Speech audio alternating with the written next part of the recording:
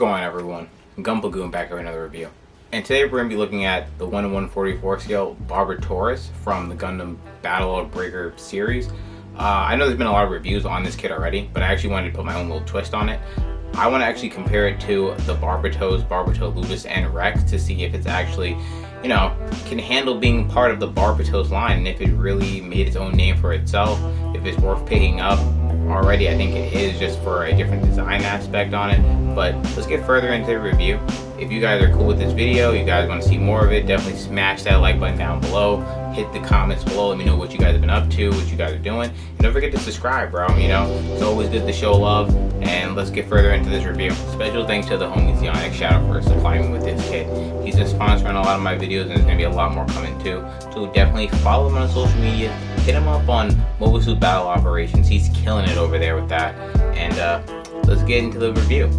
Giving it the respect it deserves, I've already planned out the actual Barbataurus lineup, and already giving it just its own just in glory. I love that they chose a different color scheme with this, the Barbataurus. Definitely the purple gives it more of a demonish look, definitely more fear driven, definitely something that I feel probably would have been missing within the IBO timeline, because I feel like dark colors weren't really utilized as much. And it also steps away from that hero suit aspect that we're also used to when it comes to Gundams. And I think that was really like a big win with the Barbataurus. Now, the runners, I can't say that it's going to hold up better than IBO kits from the past. It is still an IBO kit, it's still a game. So only time will tell how long this thing can actually hold up on your shelf. But honestly, I haven't had any complaints putting it together. It really was an enjoyable build. If you built enough of the IBO line, you can honestly build them without even the instructions, and you can just, from building kits, you can understand where each part goes, where each part's meant to, line up with each other. Now, straight out of the box representation with just a little bit of panel lining, some stickers added there. I can't say I didn't fall in love with the design. It's so ferocious, it's so intimidating. This is something that I feel even Mikazuki himself would have loved to pilot. It's an edgier Barbataurus. I feel that it's, like I said, it's moving away from the hero suit that we're all used to, so it's giving you something that we're not really familiar with from the IBO line. And I think that's something that maybe we'll get more of. Maybe we'll get the Bale. The Bale to me was such a symbolic mobile suit, and maybe if they give it a different spin, maybe we'll get more varieties of IBO kits.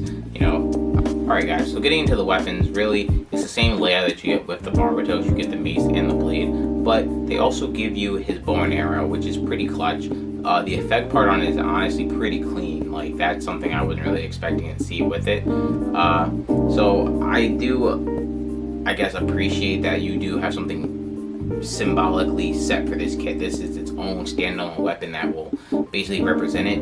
But at the same time, it's, maybe you could have added a different form of the mace. The Rex has a king-size mace. Maybe we could have had, something similar to how the Lupus had the Maraca maces, the small ones. But honestly, can't be picky. Definitely love the design of it. Definitely something that will give it that different look than every other Barbataurus we've ever seen. And what more can you ask for after that?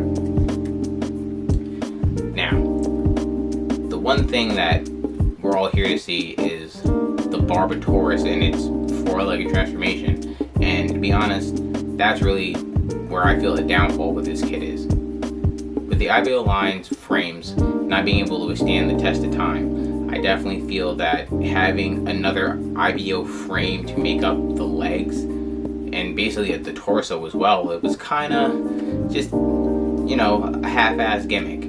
Maybe we could have had more details, maybe like a stronger kit, to support it. But I just feel a Barbataurus Lupus frame with those parts on it over time, you're not going to be able to pose it as you want to. That's just me being nitpicky. I do like the design of, you can basically build another kit out of the lower torso of the Taurus. So if you have kit bashing ideas, that can definitely blossom, and you could form so many different other kits. Even taking parts from the lower torso and adding them to the main frame of the Barbataurus, I feel that it gives you honestly the most complete look of the Barbataurus. And when it comes down to that, that's, I feel like, what they should have went after. I enjoy that, you know, it's the Barbataurus, the four-legged gimmick, the centaur, but I just feel like over time and with articulation, that's just going to end up a mess.